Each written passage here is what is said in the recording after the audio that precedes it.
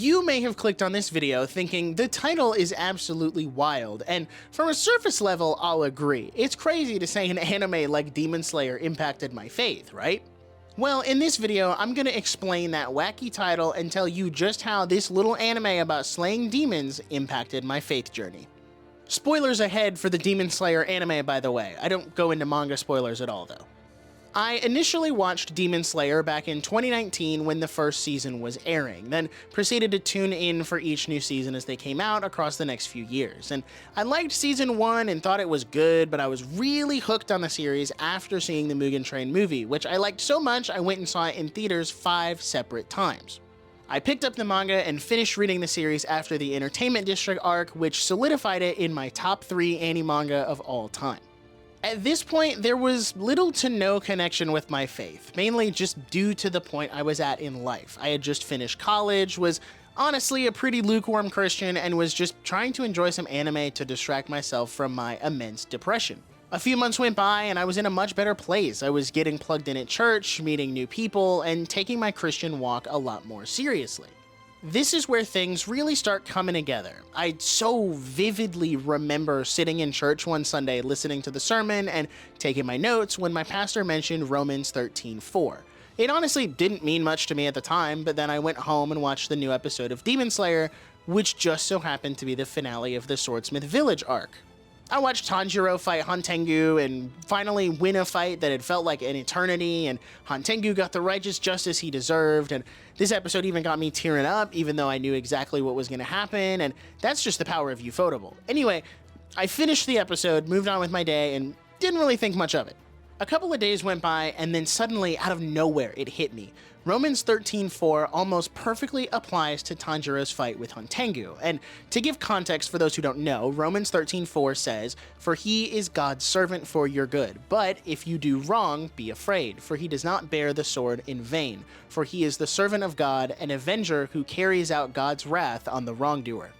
In the full context of Romans 13, Paul is referring to the governing authorities and how they're God's servants, not necessarily one particular individual, but in relation to Tanjiro and Hantengu, I saw Tanjiro as God's servant, someone who was bringing a righteous wrath down on the evil one. Hantengu was different from the other demons Tanjiro fought. Kyogai, the drum demon dude, Rui, Daki, and Gyutaro all had sad backstories as to why they chose to become demons. The case of Daki and Gyutaro hitting especially close to home for Tanjiro, with Nezuko being a demon herself and showing a path they very easily could have gone down. And he could empathize with all of these demons while also bringing a swift and just end to their evil deeds. Hantengu, on the other hand, was a prolific and known criminal who actively chose a life of evil. He was nefariously greedy and deceitful during his life as a human, which carried over into his demon life as well. And as a human, he truly believed himself to be innocent, despite committing a multitude of crimes, and when the time came to answer for them, he feigned being blind and/or blamed his cursed hands, which he had no control over. After being sentenced to death for said crimes, he still believed himself to be innocent, showing no remorse for anything he'd done, and it's the same attitude he held while being beheaded by Tanjiro. This is the key distinction and why this verse connected with this scene so well for me. We're meant to feel bad for the other demons like Daki and Gyutaro, but we're meant to feel nothing for Hantengu aside from a desire for him to be eliminated and atone for his crimes. And Tanjiro delivers that righteous justice to Hantengu, and rather than giving him a chance to atone, he simply dies and fades to ash. In my mind, Tanjiro is an incredible example of God's servant talked about in Romans 13:4, someone who is meant for good and isn't feared by those he's meant to serve. The only ones who fear him are those who willingly do wrong, like Hantengu, because Tanjiro will deliver righteous justice to those who deserve it.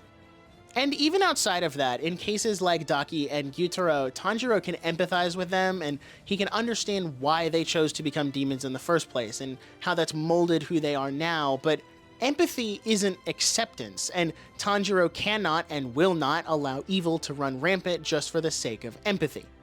So after linking that verse to this fight, it got me thinking, where else does this kind of thinking apply to Demon Slayer? And that's when it all started to click. Looking back, I see that God used Demon Slayer and anime in general to reach my heart and draw me closer to him.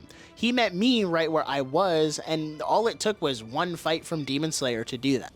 The second I opened that door to seeing anime through a Christian lens, it felt like Demon Slayer became a completely different story. What I once saw as a simple story about a kid fighting demons while trying to save his sister became a deep and authentic story about the human experience, specifically the Christian experience.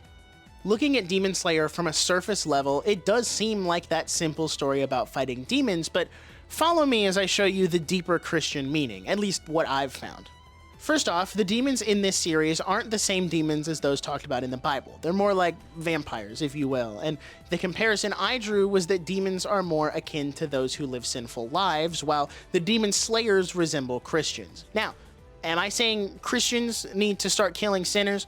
No, please do not take that away from what I'm saying. The nature of most demons in the series are people who were changed by Muzan for a variety of reasons. Some were like Gyutaro and Daki, who just had bad circumstances, and some were like Hantengu, who was just looking for an easy way out to continue living his crooked lifestyle. They were all lied to by Muzan that they were free to live their lives how they please, eating and killing as many humans as they want, only for him to keep a chain around their neck and eliminate them the second he deems them unworthy. He shows no grace to those who he's turned and continually reminds them of their past and how much they owe him for saving them and giving them these new lives. Most of the demons do live as they please with no regard for human life, but also have that constant fear of Muzan in the back of their mind, and he could abuse and mutilate them to no end, but because of that fear, they continually praise and respect him. Take Akaza, for example. He returns to Muzan after Mugen Train and says, "Hey, I didn't find the flowers, but I did kill a Hashira. Isn't that cool?" To which Muzan just punishes him because it's not good enough and considers it a trivial offense that should have happened anyway. The demons are a group who've given themselves up to the worldly temptations and lifestyles that they wanted, and Muzan gave them a free license to do so. Most live unrepentant lives and show no remorse for the things they've done, and there are the few who do, but only after it's too late for them, so they must accept the consequences of their actions. The only exceptions to this are Nezuko, Tamayo, and Yushido, the three demons who prove that they're not all a lost cause. These three also accentuate the fact that other demons make an active choice to be evil rather than fight against the temptatious lifestyle that comes with being a demon. Tamayo never wanted to be a demon. She simply wanted to stave off her illness, but Muzan misled her and turned her into a demon, of which then she killed her entire family and continued to do so against other humans for a long time. And for most demons, this would be no sweat, but Tamayo went on to deeply regret what she did and become remorseful, which is why she started getting blood from donors rather than killing and began researching how to turn demons back into humans. She put her own sinful and tempting nature aside to help people so that they didn't suffer the same fate as her. Yushido is the same. He willingly became a demon to extend his own life and survive an illness, but he never became bloodthirsty in the same way other demons had. He even went so far as to help Tamayo with her research and being incredibly dedicated to her. And of course, the biggest example of this is Nezuko, who throughout the series has time and again resisted the temptation to live as a bloodthirsty demon. Instead, she uses her powers to fight with Tanjiro and defeat demons while protecting humans. Despite being forcibly turned into a demon, she still held a part of her humanity, and even when it was difficult, refused to succumb to the primal temptations demons have. Most non-Christians live the same way as the demons, and we see it a lot in the Live Your Truth movement, where there's this push for an expressive individualism that basically gives people license to live however they want with no fear of the consequences. Satan comes to these people when they're at their most vulnerable and offers freedom, but it's never anything more than a different set of chains. The Demon Slayers, on the other hand, are the group who righteously stand against the demons in hopes of protecting humanity and putting an end to Muzan. They're also set apart from your average Joe in universe because they can use special swords and breathing techniques to fight, which most people can't do. A fun little connection I made while scripting this very video is that all of the breathing techniques are derived from sun breathing, thus being where the Demon Slayers get their power from. Christian spiritual power comes from the Holy Spirit, which is given to us by the Son, Jesus Christ. Different spelling and meaning of son, but it's still a neat little connection, at least in my humble opinion. Following this analogy, we see that Tanjiro isn't the strongest when he first starts out, representing someone who's new to the faith, because it takes discipline, training, and dedication for him to get better and become stronger. He then continues to grow as he gets mentorship from Hashira like Rengoku, Tengen, and Mitsuri, those who would represent experienced believers who can then impart their wisdom and skill onto others. And after that, he still continues to grow, but is much stronger and more disciplined than he was before. He's able to make hard decisions like leaving Nezuko to finish off Hontengu and save the swordsmiths, and he has the righteous anger to bring justice to those who deserve it, like Muzan. And he has the unwavering commitment to never succumb to becoming a demon even when his back is up against the wall and Gyutaro offers him a way out. The Demon Slayers are led by Kaguya Ubuyashiki, a man who is shown to be incredibly gentle and kind to those in the core, and Ubuyashiki contrasts Muzan in how he gives a new home to those who are outcasts or down on their luck. Rather than telling them to live as they please, he shows them how incredible they are now and gives them a greater purpose to fight for while being themselves. This is mainly shown through the Hashira like Mitsuri, where he praises her natural strengths and abilities when others had shamed her for it, or Gyome, who had been falsely accused of murder, where he held fast in the belief that Gyome was not a murderer and was just a really kind person. Compared to the upper rank demons, the Hashira don't serve Ubuyashiki out of fear, but out of a genuine respect and reverence for who he is and how he treated them. Does that sound familiar to anyone? I have a lot more to say about Muzan and Ubuyashiki's dynamic, but I'll save that for another time. My favorite example of the Christian experience in Demon Slayer is none other than Rengoku Kyojuro, a man who lived every day to the fullest, never knowing when his time on Earth would end.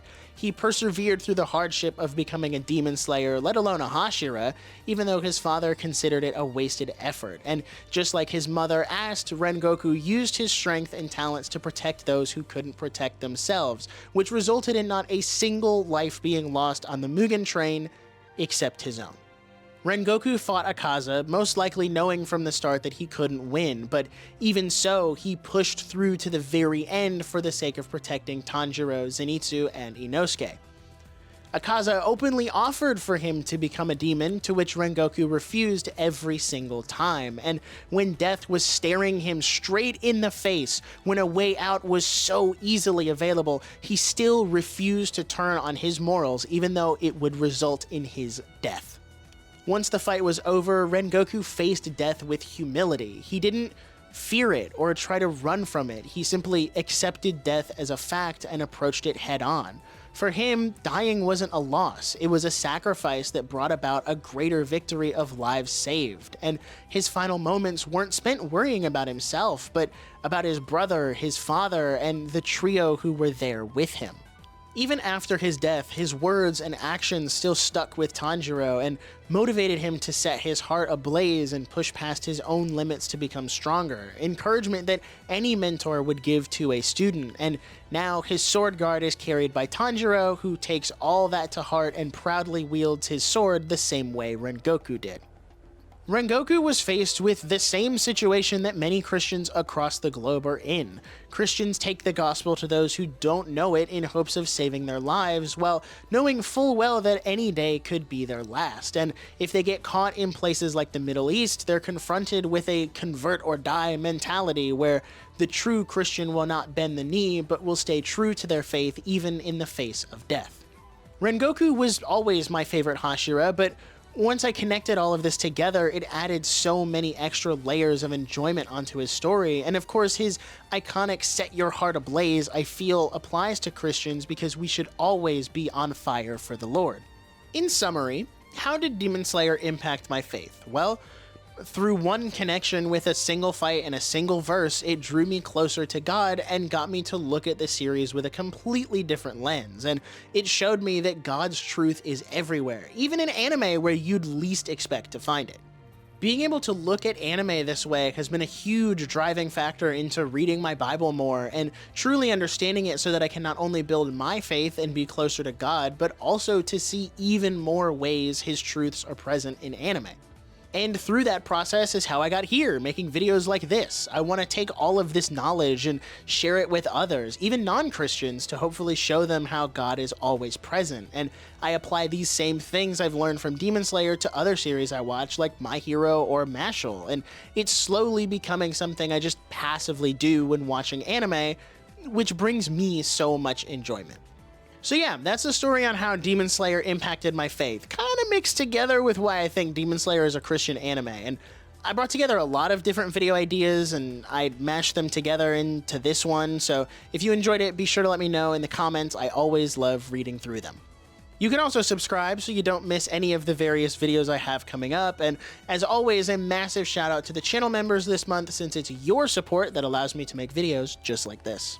If you want to watch more, you can check out my video on how Mashal emphasizes the value of life, or this other video Mr. Algorithm thinks you'll like. So until the next one, peace out.